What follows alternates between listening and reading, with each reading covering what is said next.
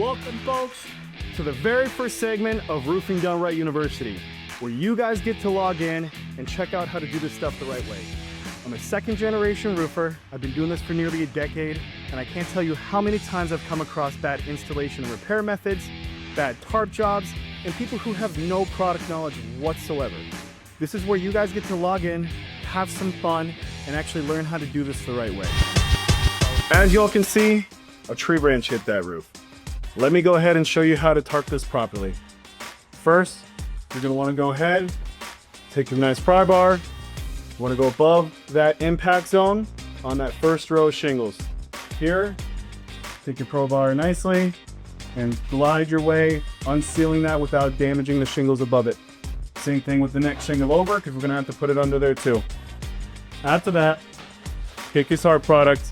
I recommend synthetic underlayment, because you can use a whole roll for 150 tarps, whatever you guys need to do. We're gonna be able to cut and pinpoint where that hole is. Let's go ahead.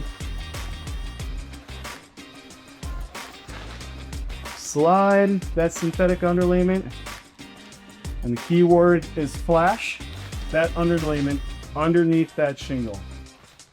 Make sure it is 6 to 8 inches from that impact zone to not allow any water to be able to get in from the sides, as well as obviously it's tucked in like a shingle. Water's just gonna roll right off of it.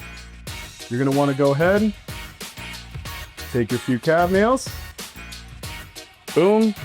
These magnetic hatchets are wonders.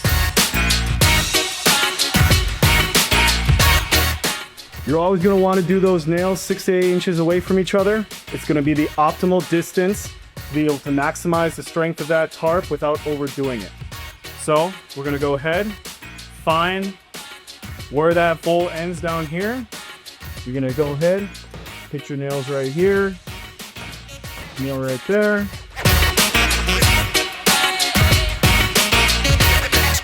Hook blades are the way to go in this industry. A regular box cutter will not do it. You're gonna go ahead, kink it, boom, trash the rest.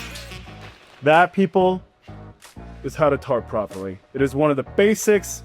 It is a bare minimum just to make sure that homeowner is protected in the meantime. Learn how to do this right, people.